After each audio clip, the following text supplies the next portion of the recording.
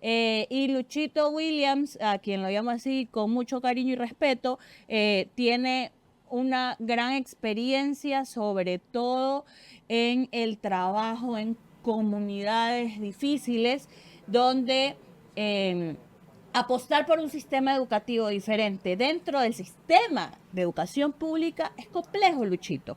En este momento, partamos de lo básico. Bienvenido, y voy a empezar haciéndote una pregunta. Lo que acabamos de ver, este reportaje, colegios con infraestructuras completamente deterioradas, imposibilitadas por doquier para poder que nuestros niños vayan. ¿Qué se puede hacer en un sistema de educación como es el ecuatoriano, que está colapsado? Bueno, me encanta saludarte, Noris, a usted también, amiga. Gracias. Tere. Tere, ya, Tere. Y primero, no soy psicopedagogo, Ok, solamente soy profesor. bueno. Valga la aclaración, Luz. La aclaración, para que luego no se me acuse de auto-otorgar de títulos que no tengo. Ok. Sencillo, Noris. Si en este rato el gobierno no ha podido atender las cuestiones de infraestructura, que como tú dices tenía que haberlo hecho con tiempo, lo que tiene que hacer es preparar para que de manera adecuada la educación online pueda funcionar. Y para eso se requiere imaginación. Yo conozco algunas experiencias actualmente dadas en la pandemia que funcionaron perfecto online. Ya, pero Solo que eso requiere pensarlo. Pero para tener educación online también necesita cierto nivel de infraestructura, porque hay lugares en donde Claro. los chicos no tienen internet. Claro, pero en eso no puedo meterme porque no soy gobierno. Eso tiene que ver con presupuesto, eso tiene que ver con ganas de hacer las cosas, se tiene que ver con burocracia, etcétera. Lo que yo sí te puedo decir es que el problema de la educación es un problema que va más allá de los mismos gobiernos, independiente de la desidia que el gobierno tenga o los gobiernos tengan por atender tal o cual problema. No funciona el sistema educativo. Y si el sistema educativo, No como funciona. está, no funciona, ¿hacia dónde hay que repensarlo? A un cambio curricular. Y cuando digo un cambio curricular, no estoy pensando en el pensum académico.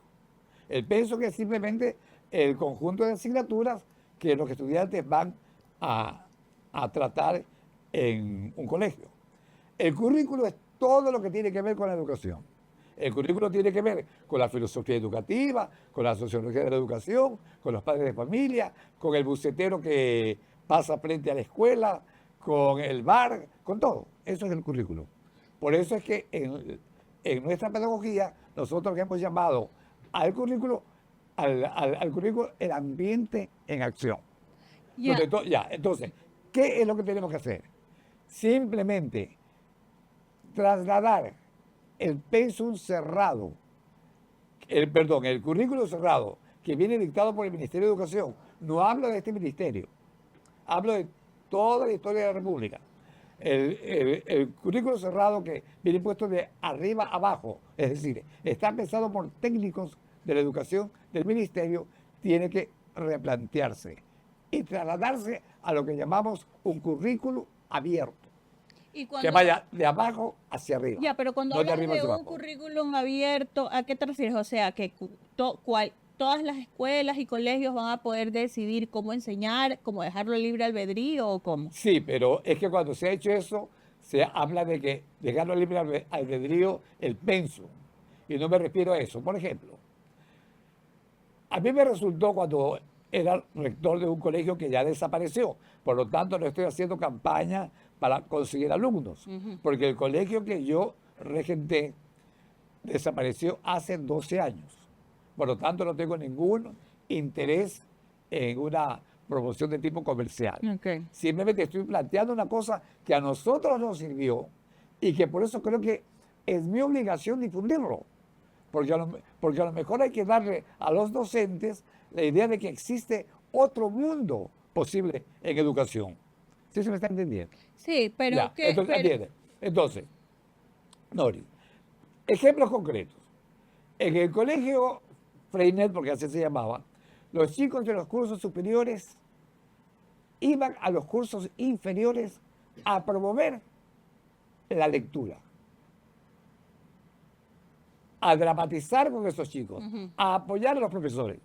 No te digo que en este rato se pueda hacer lo que se hacía en el Freinet, que era que salían del colegio Freinet para ir a la Escuela República de Argentina, por ejemplo, o a la República de Francia, por ejemplo. No, porque en este rato hay un problema de inseguridad. Pero sí creo que dentro de la misma institución, los chicos que están trabajando en los cursos, estudiando los cursos superiores, vayan a los cursos inferiores a apoyar a los profesores y a apoyar el proceso de lectura. En mi manera de ver, los chicos tienen que ir a un colegio para leer. Esa es la base. Nosotros teníamos en el colegio Freinet 2 horas y media diarias de lectura. Ya, pero estandarizar eso es posible. O sea, en un país como el Ecuador. Totalmente posible. Totalmente posible. Lo único que yo en este rato no te recomendaría es ir de un colegio a otro, sino que dentro de la misma institución. ¿Qué impide que los chicos que están en un sexto año, en un quinto año, en un cuarto año, perdón, tercero de bachillerato, segundo, primero de bachillerato, vayan a los cursos inferiores a promoverse? Ya, Entonces, ¿y esto qué implica? Si eso lo pones en el horario, el profesor, para que el alumno pueda hacer aquello, tiene que, primero, desarrollar un ambiente democrático en el colegio, un ambiente de opinión en el colegio. Tiene que desinhibir a los estudiantes. Porque si no, ¿cómo entra el chico de sexto a un tercero de básica? Ya, pero Luis Alberto, ¿cómo se hace para que los maestros, que muchas veces que ya vienen con una estructura rígida y que de hecho les cuesta conectar con las nuevas generaciones, con estos nuevos jóvenes, cambien el chip y poder repensar la educación de la manera que tú lo estás planteando? Con la estructura curricular. Es decir, que si yo a los maestros les digo que vamos a hacer tal cosa y el sistema sigue siendo el mismo, es imposible. Pero si en mi horario tengo que tal curso de literatura tiene que hacer un trabajo de foro, de dramatización, sobre qué sé yo, sobre algún poeta, se ve obligado a hacerlo. Y la práctica lo va a formar. Es decir, yo creo que la estructura curricular forma al estudiante y forma al maestro. Eso te lo doy por descontado. O sea, no se requiere. En cambio, si tú quieres convencer al maestro a hacer una cosa distinta, cuando el sistema es totalmente inapropiado, ¿sabes cuándo van a hacer eso los maestros? Nunca. Ya, Luis Alberto, pero este planteamiento se lo escucha bien, se lo escucha revolucionario, pero la realidad en un país como el que vivimos, con primero muchas limitaciones, segundo, los profesores ni siquiera tienen como un salario digno, por decirlo de algún modo, no se ha revisado el escalafón. O sea, hay muchas cosas estructurales que también de por medio hacen complejo que vayamos hacia este cambio, que es un gran salto el que estás planteando. La realidad, en el momento actual en el que vivimos, ¿cuáles son las urgencias del sistema educativo que tiene que atender desde el Estado? El cambio curricular. Eso, desde el Estado. El cambio curricular. ¿Por qué? Porque en este rato, con las condiciones socioeconómicas en las que están desenvolviendo los alumnos, pandillas, amenazas, etcétera, etcétera, etcétera, al maestro se le ha vuelto una verdadera tortura ser profesor. El momento en que el maestro trabaje, como yo te estoy diciendo, en la práctica educativa se vuelve tan satisfactoria que a lo mejor hasta ese sueldo miserable que probablemente gana el profesor es más pasable. ¿Por qué? Porque su práctica es más vivible. De lo que yo te estoy haciendo no es simplemente una propuesta. Todo lo tengo registrado en YouTube. Si algún rato tú me invitas, ¿no? Y vamos viendo los videos que yo tengo de lo que se hizo, tú vas a ver que es perfectamente posible. ¿Qué te impide, por ejemplo, que en el Vicente Rocafuerte los chicos de quinto año, perdón, es que yo estoy todavía con el quinto año de secundaria, de segundo de bachillerato, vayan a primero de bachillerato a promover la lectura. ¿Qué impide? Aparte simplemente de ponerlo en la organización. ¿Qué le impide? Porque si tú me dices que es difícil ir, como lo hacíamos en el Freiner, de un colegio a otro, que había que ir en bus, salir, etcétera, ahí sí yo creo que es complicado por la inseguridad. Luis Alberto, ¿cómo está? Sí, Le ¿cómo saluda está? Tere Menéndez. Tere. Le quiero hacer dos consultas en una. Justamente viendo la coyuntura actual del sistema educativo, principalmente, estamos hablando principalmente del sistema educativo fiscal, ¿no?, del país, con esta problemática de las unidades educativas en mal estado, que son alrededor de 230, y por otro lado, el hecho de que los estudiantes retornen y que tengan este fantasma otra vez de usar mascarilla y estas alertas epidemiológicas, cómo eso en cierta medida afecta en el aprendizaje, sobre todo que son los primeros días de clases. Vuelven a clases con mascarilla, vuelven a clases en medio, algunos no han podido ni siquiera volver a clases porque sus unidades educativas están en mal estado. ¿Cómo eso afecta en su educación en estos primeros días? Fatal. O sea que ahí no es más respuesta que fatal, pues. O sea, ¿cómo pueden? O sea, de paso con un sistema tan inadecuado que en las mejores condiciones no funcionaría. Imagínate un sistema educativo en esas condiciones. Cuando en las mejores condiciones no funcionaría. Ni siquiera en las mejores condiciones. Por lo tanto, sencillamente es fatal. Lo que ocurre es que yo no quiero decir lo que ya todo el mundo sabe. Que el Estado tiene que invertir, tiene que limpiar, tiene que hacer. Eso ya lo sabemos. Yo lo que te estoy diciendo es qué es lo que habría que hacer en estas circunstancias. En estas circunstancias, la escuela tiene que dedicarse a leer. Si el estudiante lee y se entrena para leer, mi clase virtual, independiente de que hay sectores en donde eso no es posible, pero mi clase virtual, pero en este rato ni siquiera la clase virtual te funciona. Ahora, Por eso es que yo parecería que estuviera cerrado, pero es que no hay otra. Es cambio curricular, señores, cambio curricular. Eso es lo urgente. Y Tere, aquí nosotros tenemos un proyecto que, por cuestión de seguridad no lo digo, pero hay un colegio y un grupo de colegios que están trabajando con esta pedagogía en sectores bien populares, a tal punto que la Flaxo se interesó en un proyecto para investigar cómo es que estos colegios hacían para rescatar a los chicos del narcotráfico y de las drogas. Concreto, digo, la Facultad Latinoamericana de Comunicación, de Ciencias Sociales de Quito. sí, la Flax. No, el proyecto lamentablemente no continuó porque los investigadores, a la hora de la hora, tenían miedo de ir a los sitios y la Flaxo, ahí sí una pequeña crítica, muy torpemente no aceptó que esos investigadores que tenían miedo de ir a los sectores sean reemplazados por gente que vive ahí mismo. Y son investigadores también. Y por eso se fracasó. Pero eso ocurrió. Porque son experiencias exitosas. Si a mí alguien me quiere preguntar sobre más detalles, estoy encantado.